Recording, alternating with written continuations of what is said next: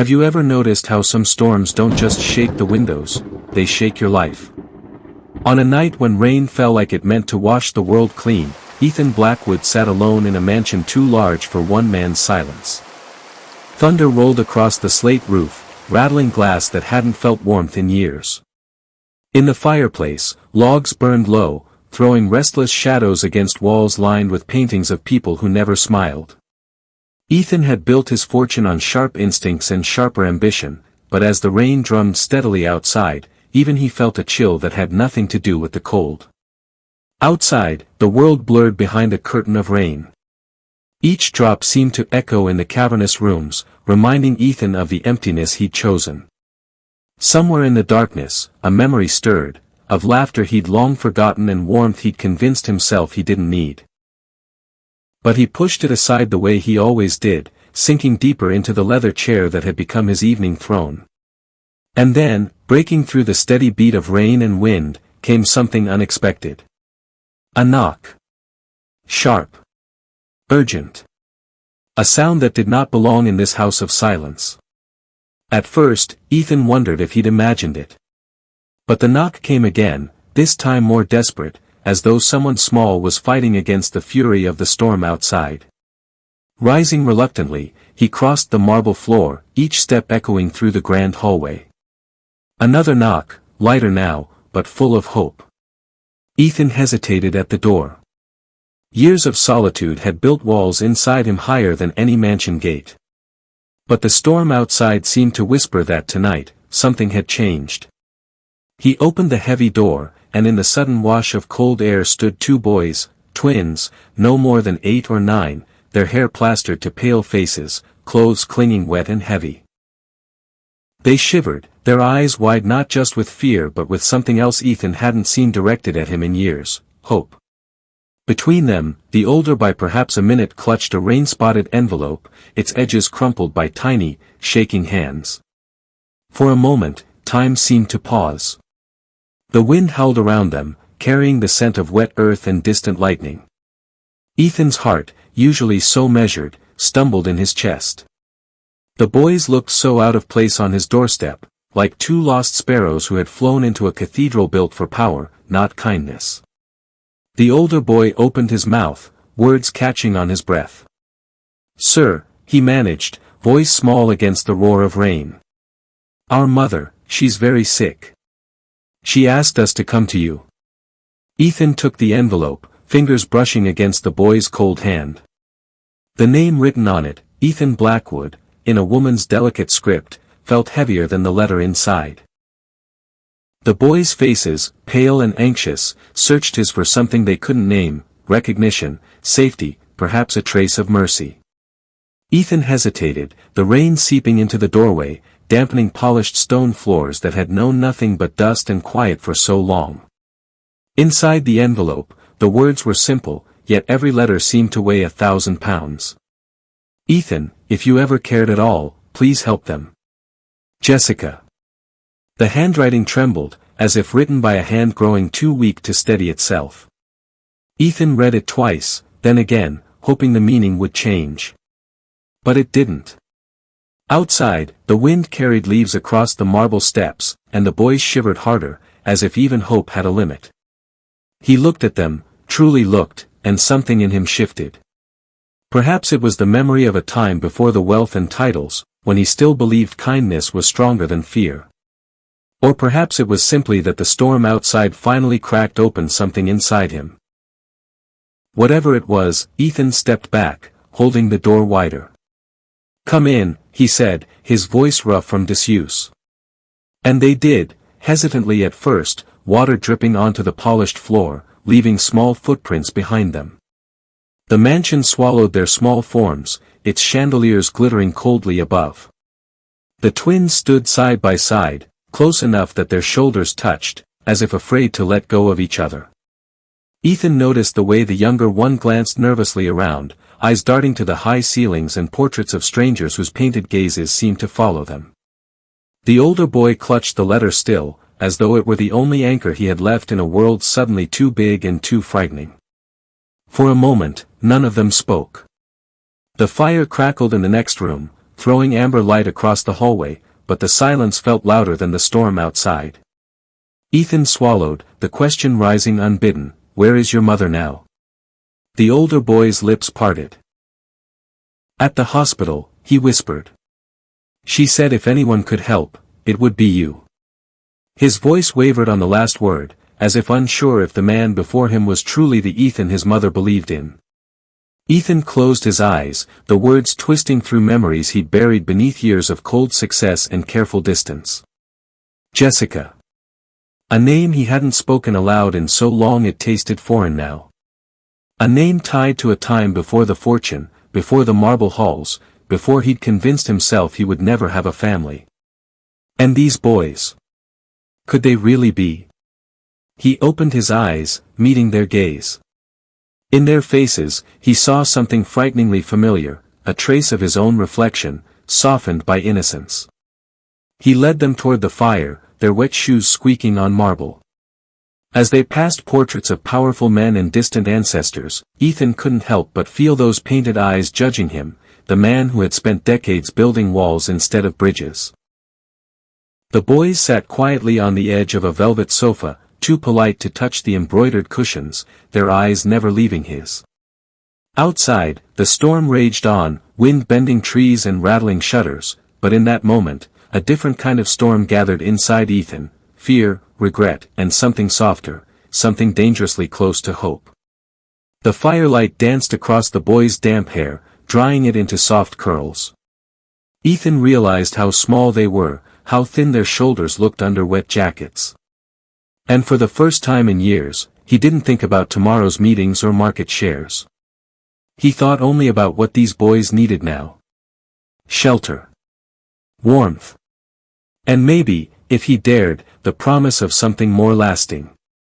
The rain kept falling, but inside, a door long shut began to open. Destiny, uninvited yet undeniable, had finally knocked. And Ethan, against everything he thought he was, had answered. Morning always reveals more than the night dares to whisper. As dawn crept across Ethan Blackwood's mansion, it painted pale light on polished floors, glass cabinets, and portraits that never seemed to blink. The storm had passed, but its memory clung to every room like a damp shadow. Ethan sat at the edge of his mahogany desk, the letter from Jessica open once again in his hand. The paper, still soft with last night's rain, carried more weight than any legal document he had ever signed. He had built companies, closed billion-dollar deals, and made decisions that shook boardrooms, but nothing had ever felt as irreversible as these few trembling lines of ink. Behind him, the twin boys sat together on the edge of a sofa far too large for them. Their small shoulders brushed, and every so often, one would look at the other for silent reassurance. The younger one swung his legs nervously, shoes barely brushing the ornate carpet. The older boy kept his eyes fixed on Ethan, waiting for something. A word, a promise, maybe even a rejection they seemed ready to carry. They looked out of place in this house of marble and muted gold, like two lost notes in a song meant only for cold silence. Ethan read the letter again, the words blurring and sharpening as memory pulled him backward. Jessica. Her name stirred something raw in him, regret mixed with something softer that had long since hardened over. He remembered her laugh, the kind that used to fill quiet rooms. He remembered afternoons that tasted of cheap coffee and shared hope, back when success was just a dream and not a fortress that kept everyone out. But what haunted him most wasn't the past with Jessica. It was the secret that lived before even her, the anonymous donation he'd made in a small clinic when he was younger, convinced he'd never have children of his own. Back then, doctors had spoken quietly about infertility, and Ethan had signed the papers with a mix of embarrassment and resignation. He had tucked the moment away, never truly believing it would come back to claim him. And now it had, in the form of two living, breathing boys sitting in his living room. His sons. The thought landed heavy and uneven, like a stone dropped into water that refused to calm. How could choices made in fear echo so loudly years later? His mind offered questions, but the answers sat silent beside him, watching with eyes that mirrored his own. The morning stretched long. The twins hardly spoke. Once, the younger one asked softly, "Will we see Mom today?" Ethan's voice felt rough when he answered, "Yes. We'll go together." It wasn't just a promise to them. It was a promise to himself, that he wouldn't run, no matter how much the truth frightened him. When they arrived at the hospital, it smelled of disinfectant and quiet desperation. Jessica lay in a small room, sunlight falling gently across her face. Illness had hollowed her cheeks, but when she saw the boys, her eyes shone with the same warmth Ethan remembered. For a moment, the years between them seemed to vanish, and he saw not the woman weakened by disease, but the woman who had once stood beside him in crowded city streets, dreaming of impossible futures. She tried to sit up, breath catching painfully in her chest. Ethan moved to help, and their hands brushed, a brief, electric memory of what they'd shared and lost. "You came," she whispered, voice thin but still edged with stubborn strength. "They needed to see you. And you needed to see them." The boys stood close to the bed, and Jessica reached for their hands. Ethan's gaze dropped to where her frail fingers wrapped around theirs. Something inside him, carefully built walls of logic and control, cracked under the simple sight of family. Even now, on the edge of farewell, Jessica still protected them with every ounce of strength she had left. Ethan stepped closer, the letter still in his pocket, soft and damp from being read too many times. His words stumbled out. "Why didn't you tell me sooner?" Jessica looked up at him, her eyes clearer than they had any right to be. "I wasn't sure you'd want them," she said, each syllable thin and raw. "And by the time I was, it felt too late. But they deserved to know their father." He wanted to argue, to explain how he would have been there, how he might have chosen differently if only he had known. But honesty settled heavy in his chest. Would he have truly welcomed this responsibility back then, when his life had been nothing but ambition and walls? Maybe it had always taken this moment, this storm, this letter, this raw vulnerability, to break through the man he had become. Looking at the twins, Ethan saw the reflection of a possibility he had never allowed himself to believe, that somewhere in the silent spaces of his carefully ordered life, love had survived. Even if he hadn't known it was there. Jessica's breath trembled as she spoke again. "They're good boys, Ethan. Smart. Kind. They need someone who won't let them be alone in the world." The plea wasn't spoken loudly, but it felt louder than any argument he had ever heard in a boardroom. And beneath it all, there was an unspoken truth that struck him harder than her words: the boys didn't just need him. He needed them too. The hospital room felt too small for the weight of the moment. Machines hummed quietly, counting seconds Jessica knew she might not have. Ethan stood, unsure what to say, because the words that mattered had always eluded him when it came to the people who mattered most. Instead, he let his gaze speak, a look that promised something he hadn't dared offer before, that he would not leave these boys behind. Outside, morning had fully arrived, painting tired hallways in soft gold. But in Ethan's heart, shadows still shifted. Guilt for the years lost, wonder at the lives found, and the raw, undeniable truth that his blood ran in these children who had crossed a storm to reach him. The ride home was quiet, the boys' heads leaning together as the city blurred past. Ethan glanced at them in the rearview mirror and saw not strangers, but the fragile start of something that could yet become family. And for the first time in years, Ethan Blackwood felt something warmer than regret rising through the shadows of his past: hope. They say a house remembers who built it, but what about who truly lives in it? Ethan Blackwood's mansion had stood for years like a monument to quiet triumph, rooms polished to mirror perfection, hallways so silent even whispers felt too loud, and a dining table always set for guests who never came. It had been his fortress, his trophy, and his prison, all carved from the same cold marble. Until the day the laughter arrived. It began at breakfast. Ethan, who had closed billion-dollar deals without blinking, discovered the humbling terror of a toaster. The bread came out charred on the first try, then on the second, and by the third, thin curls of smoke rose toward the ornate ceiling. The twins, Bright-eyed boys who had already stolen space in his heart without asking, burst into giggles so pure it felt like dawn breaking through storm clouds. Ethan tried to frown, but the corners of his mouth betrayed him, tugging upward. In that small kitchen moment, the mansion, long starved of warmth, tasted family for the first time. By midday, the walls themselves seemed to lean in, curious at this strange new life. Once, Ethan had walked these halls with nothing but the click of polished shoes and the quiet hum of distant staff. Now, he stumbled over sneakers left near the stairs and toy cars parked neatly, and sometimes not so neatly, along the grand hallway's edge. It should have felt like disorder. Instead, it felt alive. The boys brought color where there had been only grayscale. Drawings appeared, taped slightly crooked on marble that had never known a child's touch. Dragons with crooked wings, rockets soaring through imagined skies, stick figure portraits labeled in messy handwriting, me and Dad. The first time Ethan saw one of those words, Dad, scrawled in blue marker, something inside him shifted. It felt too big to name, yet too quiet to share. A man who had measured his life in profit margins suddenly found himself undone by a single word written by a trembling hand. Evenings became a ritual neither planned nor spoken. Homework spread across the long dining table, papers fluttering among polished silver that once only hosted stiff business dinners. The boys would ask questions about math problems, stories, and science facts Ethan hadn't thought about in decades. He, in turn, learned that knowing every stock ticker didn't help explain why the moon followed them home at night or why dragons should always be red because red dragons were cooler. These small moments built something no quarterly report could ever capture, belonging.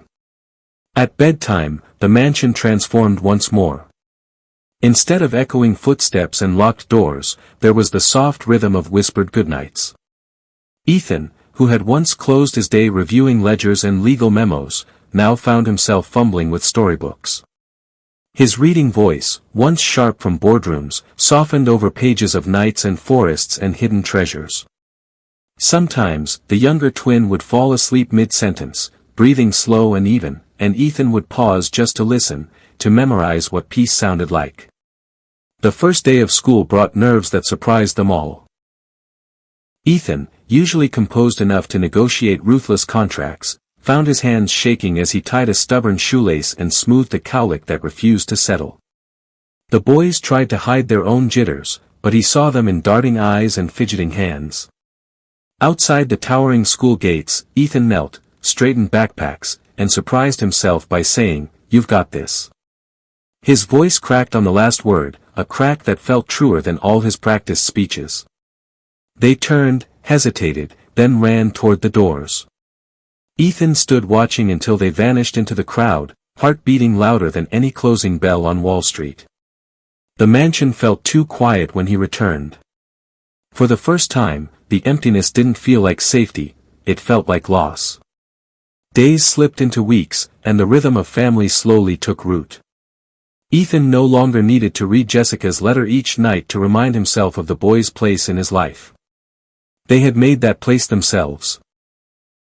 With muddy shoes in the hall, laughter echoing off marble, and quiet moments when one would lean against his arm without a word. The title, Dad, came tentatively at first, spoken almost like a test. But it stuck, becoming natural, then necessary. Ethan, once defined by cold success, now answered to something softer, something far more enduring. One rainy evening, as they sat by the window watching drops race down the glass, the older boy asked, "Did you always want to be rich?" The question surprised Ethan more than any investor's challenge. He hesitated, staring at the storm outside, then answered with a truth he had never said aloud, "I thought I did. But maybe I wanted family more and didn't know it." The boy nodded, content with the honesty, and pressed closer. Outside, rain drummed its steady song, but inside, the mansion felt warm. The walls that had guarded his solitude now guarded something far greater. At night, when the boys had drifted into dreams and silence returned, Ethan sometimes walked the halls alone. He would pause to look at the crooked drawings, the scattered toys, the evidence of lives unfolding beyond his control. And in that quiet, he understood something he had never dared admit: wealth was never truly measured by what you kept locked away, but by what, and who, you let in. The mansion had not changed in stone or size, but it had learned to breathe. And in its newfound breath, so had Ethan. Where once there had been only echoes, there now lived stories, laughter, and love that could not be bought or sold. The house had become a home, and Ethan Blackwood, the man who once thought himself infertile, incomplete, discovered he had always been waiting for the family he never knew he could have. The hospital room, the machines hum their quiet warnings, and the world outside seems to blur into nothing. The late afternoon sun tries to slip between thin curtains, painting soft gold across pale walls and a woman's fading face. Jessica's breaths come shallow now, each one caught between resolve and surrender, like waves breaking on a shore that's slipping further away. Ethan Blackwood sits at her bedside, his tailored suit rumpled, his hair undone, and his usual armor of control cracked by something he never planned for: love that cannot be saved with wealth. He holds her hand carefully, afraid to press too hard, feeling the bones beneath skin that has grown almost translucent. It strikes him that this hand once built bedtime forts for the boys, wiped away tears, and wrote the letter that brought them to him. That same letter, still folded in his coat pocket, feels heavier than any ledger he's ever carried. The silence stretches between them until Jessica gathers enough breath to speak. "Ethan," she whispers, her voice barely stirring the air, promise me they won't feel alone." Her words cut deeper than any accusation or plea. They're not about wealth, houses, or legal battles, just about two boys who need more than food and shelter. Ethan looks at her, this woman he barely knew until life demanded otherwise, and sees not the frailty of her body but the fierceness of her love. It terrifies him, this raw need, because promises made here have nothing to do with contracts or signed documents. They live in the space between heartbeats. "I promise," he says, his voice unsteady. It's the first vow he's made without lawyers, without conditions, without escape. And in that moment, the words feel truer than anything else he has ever spoken. He doesn't promise them perfection, wealth, or a pain-free life. He promises presence. That he will be there when nightmares wake them, when schoolyard fights bruise more than skin, when laughter feels impossible to find again. Jessica's eyes, once bright with unspoken plans, soften. Relief mingles with sorrow, because even a mother's love can't anchor her here any longer. Her fingers tighten faintly around his hand, as though pressing this promise into his very bones. Outside the window, autumn leaves swirl and dance in slow descent, reminders that everything living must let go. The room smells faintly of antiseptic and fallen leaves brought in on the boys' shoes earlier. Ethan realizes, with an ache that surprises him, that Jessica isn't asking him to replace her. She's asking him to keep what she's built alive, the warmth that tucked them in at night, the steady voice that told them stories of dragons and heroes, the soft certainty that love doesn't leave, even when people do. Time stretches thin in these last conversations. They don't speak of regrets or the years apart, only of small details: the twins' love of soccer, their fear of thunderstorms, how the younger one always pretends bravery for the older's sake. Ethan listens, not as a businessman compiling facts, but as a father learning the language of his sons' hearts. When Jessica drifts into restless sleep, Ethan stays by her side. He watches her chest rise and fall, each breath slower than the last, and realizes that this is what love really asks of us: not to save, but to stay. The world outside the hospital window feels cruel in its normalcy: cars still pass by, leaves still fall, and somewhere children laugh without knowing that a boy's mother is leaving. Later that night, Ethan returns home. The mansion feels different now, every echo a question he must answer. He pauses by the twins' bedroom door, listening to the quiet rise and fall of their breathing. They sleep curled toward each other, the bond between them something even loss cannot break. In the dim hallway light, Ethan sees their innocence, their unspoken trust. The promise he made to Jessica flares in his chest, no longer words but a weight he chooses to carry. He sits on the edge of the boys' bed, careful not to wake them, and runs a hand gently across tangled hair. His thoughts wander to all he cannot control, the grief waiting to darken their bright eyes, the empty chair at family dinners, the holidays that will feel incomplete. But he also sees what he can give, a steady hand to hold in storms, a place where love is louder than silence, and the truth that family isn't measured by blood alone, but by the hearts willing to stay. Outside, the wind whispers through bare branches, scattering leaves across stone pathways.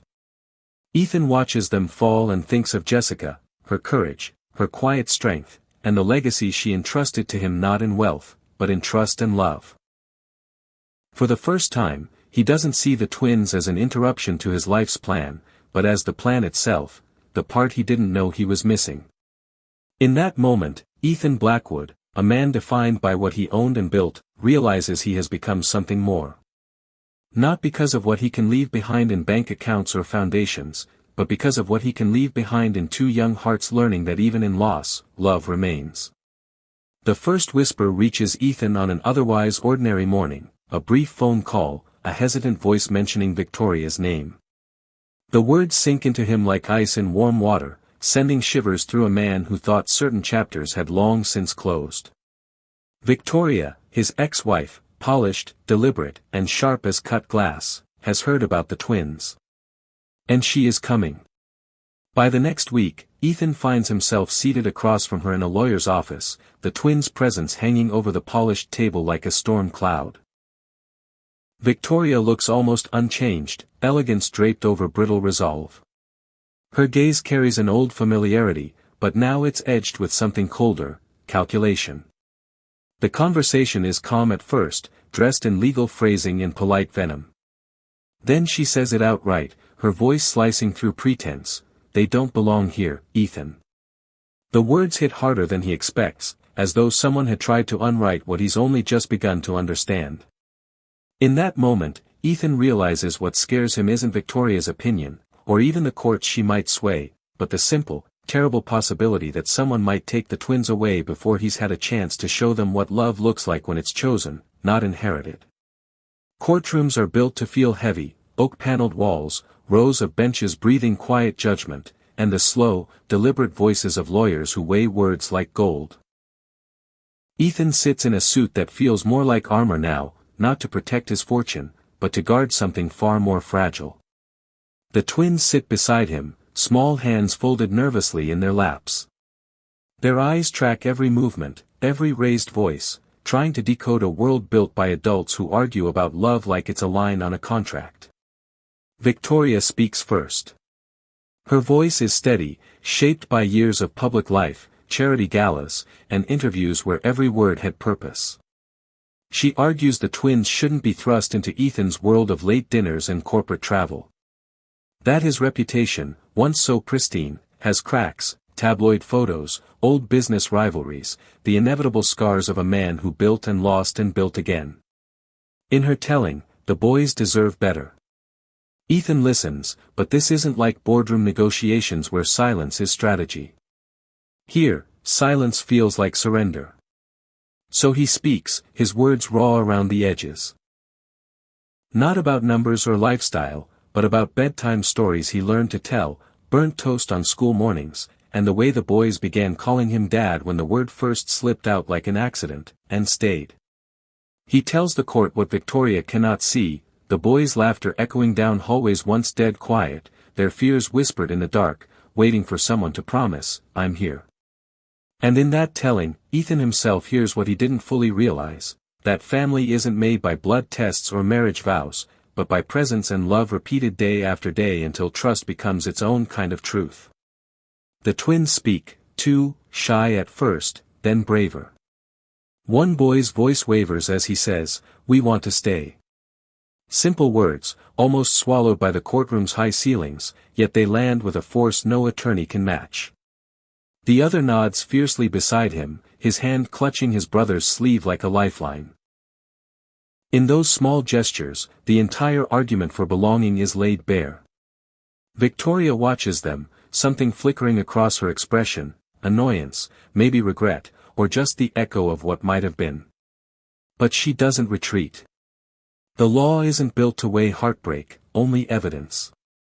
Her lawyers speak of stability, reputation, the risk of raising children in a house reshaped by scandal. Ethan's lawyers counter with evidence of steady routines, school reports, neighbors' affidavits describing laughter spilling from windows once shuttered. And through it all, Ethan realizes what he truly fears isn't losing the fight, but the return of the silence that haunted his home before the twins. That echo of empty halls and empty purpose. After days that stretch like years, the judge's decision is read aloud in careful, deliberate language. Ethan barely hears the words, only the meaning beneath them: the boys stay. Relief doesn't roar. It arrives quietly, like breath returning to lungs that forgot how to draw it in. The twins' faces light up not with the cheer of victory, but with the simpler joy of knowing they are safe, for now, in the only place that feels like home. Victoria leaves the courtroom without another word, her footsteps fading into marble corridors that reflect nothing back. Ethan watches her go, feeling neither triumph nor anger, just a quiet gratitude that love sometimes does win, though never without cost. Outside, under gray skies threatening rain, the twins wrap their arms around him. In that embrace, Ethan feels the bruises of the battle just fought, but also the unspoken promise that he'll keep fighting, again and again, for them. For family. And in that moment, standing beneath low clouds and courthouse steps, he understands, love isn't something you own, it's something you show up for, every day, until the walls you built around your heart crumble enough to let someone in. Morning breaks gently over slate rooftops, but the sky refuses to brighten. It hangs in muted grays, as though even the weather understands the weight of farewell. Ethan stands at the edge of the gravesite, a black coat draped around shoulders that have carried boardrooms, burdens, and battles, but nothing quite like this. At his side, the twins grip each of his hands.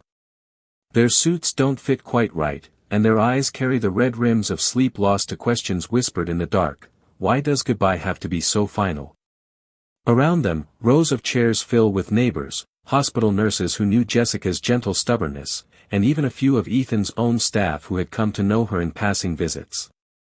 But in truth, the ceremony belongs only to three people: the man who loved her too late, and the sons who loved her from the start. As the minister speaks words meant to soothe, Ethan barely hears them. His gaze rests on the casket, simple, as Jessica asked for. And on the boys beside him.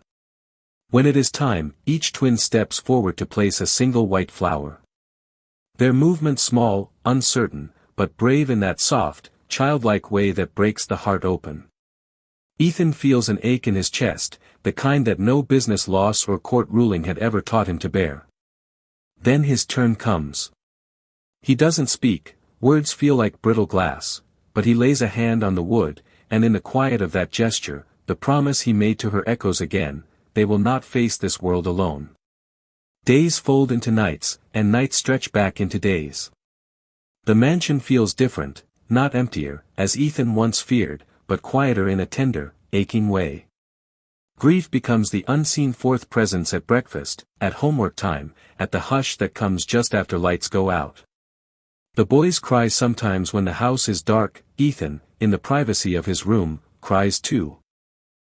Not loudly, not for long, but enough to remind himself that love leaves fingerprints you cannot scrub away, even if you tried. Yet grief brings unexpected gifts.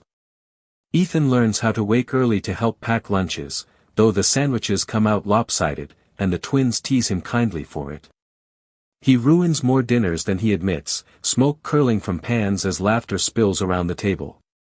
Once, he burns toast so thoroughly the boys call it Dad's charcoal special. The nickname sticks, and somehow, the mistake becomes a memory worth keeping.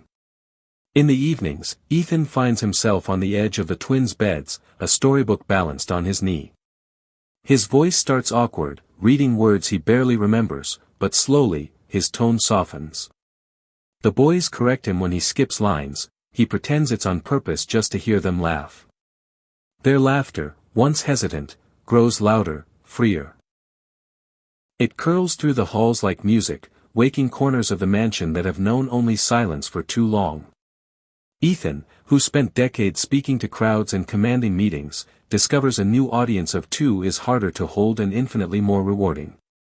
They don't care about quarterly reports or media interviews. They care if he shows up. And so, every night, he does. In small moments, the mansion itself seems to breathe differently. The twins fill the study with colored pencils and comic books, the grand piano gathers fingerprints and sticky notes from school reminders. The marble floors, once polished to perfection, now show a scuffed path from kitchen to living room to bedrooms, a visible trail of life in motion. And Ethan realizes, these signs of wear aren't imperfections, they're proof the house is finally being lived in. Sometimes, grief knocks the wind out of them all. A song Jessica loved playing on the radio, a forgotten scarf tucked in a closet, or a question that begins with "Mom used to," and trails off. In those moments, Ethan doesn't have answers, only presence. He holds the boys, lets the silence stretch between them, and learns that comfort doesn't always need words. One night, long after the twins have fallen asleep, Ethan walks the quiet halls alone. Portraits of ancestors stare down from gilded frames, reminders of legacy and lineage. But he stops in front of a new picture, the twins, grinning beside Jessica on a sunny day at the park, with Ethan behind them, caught mid-laugh. A moment small enough to slip away, and yet, it stayed. He looks at the photo and understands that love is not just measured by time shared, but by what remains after goodbye. The mansion, once an empty testament to his success, now holds echoes of bedtime stories, burnt toast, and the quiet resolve of a promise kept. Outside, dawn begins to gather, soft light brushing the horizon. For the first time in a long while, Ethan feels not only the ache of loss but also the warmth of what was found. A second chance, not to erase mistakes, but to write something new alongside them. And as morning arrives, he wakes the boys for school, another day waiting. The ache is still there, softer now, but steady. So is hope, just beginning to feel at home. The chandeliers in the grand hall cast a soft glow, their crystals catching the evening light like a constellation brought indoors. Years have passed, yet Ethan Blackwood still pauses at the threshold, struck by how different the space feels now. Where once cold marble and silent walls reigned, there is warmth, tables draped with flowers chosen by the twins, laughter drifting through the air, and the hum of conversation not about profit or power, but about people. Tonight, the mansion is alive in a way Ethan could never have imagined back when it was merely his fortress against the world. The twins, taller now and broad-shouldered with the same stubborn spark in their eyes that once belonged to Jessica, stand at his side. They've grown into young men he can't quite stop seeing as the small boys who first knocked on his door during that fateful storm. Ethan clears his throat, hands trembling slightly.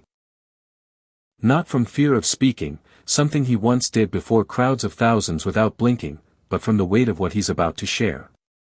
The guests quiet, faces turning toward him, neighbors, friends, and even strangers who've gathered to hear why this once reclusive millionaire has opened his doors.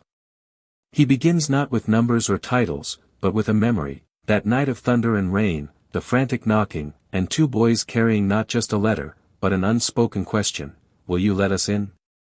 His voice wavers as he speaks of Jessica, her kindness, her courage, and the fierce love that shaped the boys into who they are today. "She showed me," Ethan says, "that family isn't born only of blood or bound by paper, but by the promises we choose to keep." Around the room, heads nod, a few guests dab at their eyes. The twins shift beside him, and one quietly rests a hand on Ethan's back, a small, silent reminder that he doesn't have to carry this alone. Ethan tells them about the years that followed, how he learned to burn toast, tell bedtime stories, and hear laughter echoing through halls once meant only for quiet. How the greatest victories weren't contracts signed or deals closed, but small moments. A drawing taped to his office door, a whispered, "Good night, Dad," or the first time they stood beside him in court, brave despite their fear. Then his voice softens, and he speaks of loss. Jessica's illness, her final request that he promised to keep them safe, and the day they said goodbye beneath a sky too gray to comfort. I thought wealth could protect us from pain, Ethan says, eyes damp, but love teaches you that pain isn't the enemy, it's forgetting what matters that truly destroys us. For a heartbeat, silence holds the room, deep and respectful. Then Ethan lifts his gaze and reveals why they've gathered. The creation of the Jessica Hart Foundation, named not for him, the man with millions, but for the woman who taught him how to spend his heart. Its mission, to help single parents and children facing medical crises, so that what nearly broke their family might instead become hope for others. As he speaks, Ethan watches the twins' faces, pride mingled with quiet sadness. They know this foundation can't bring their mother back, but it can keep her spirit alive in classrooms built, hospital bills paid, and meals shared by families who might otherwise feel forgotten. Guests applaud gently, then warmly. Yet what strikes Ethan most isn't the applause, but the warmth that settles in his chest, a fulfillment deeper than any boardroom victory. He realizes, standing there, that his true fortune was never in bank ledgers, but in these human connections, a promise kept, 2 sons beside him, and a legacy that asks nothing for itself except to ease the burdens of strangers. Later that night, as guests drift home, the twins remain in the hall with him. They help gather empty glasses and fold the last of the programs bearing Jessica's name. Ethan pauses to look at the portraits on the walls, his ancestors, stern in oil and frame, and beside them, a new addition, a candid photo of Jessica with the boys on a sunny afternoon, her laughter caught mid-breath. The contrast is striking. Those earlier portraits were painted to impress, to signal wealth and power. This photo exists simply to remember love. Ethan smiles, a weary but honest smile. One of the twins asks quietly, "Do you think she'd be proud?" Ethan rests a hand on his shoulder, feeling the strength that's grown there over the years. "I think she already is," he says. "Not because of tonight, but because of the men you're becoming." They stand together for a while, watching as candlelight flickers across the hall's walls. Outside, night deepens, but inside, the mansion no longer feels like stone and silence. It feels like home.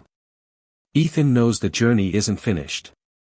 There will be more challenges, board decisions, foundation meetings, and the simple daily work of being a father. But he faces them with a quiet certainty born not from ambition, but from love, a promise once whispered beside a hospital bed that has shaped every choice since. In that moment, Ethan finally understands the true legacy he will leave behind, not the fortune he built, but the hearts he helped heal, the hope he helped spark, and the family he never expected yet treasures more than life itself. And in that truth, at last, the once infertile millionaire discovers what it really means to belong. And if this story moved you, if it reminded you that family can find us when we least expect it and love can change even the most guarded hearts, don't forget to subscribe. Join us here for more stories of resilience, redemption, and the unexpected turns that make life truly worth living. Your support helps us keep sharing these journeys, so hit that subscribe button and become part of our storytelling family today.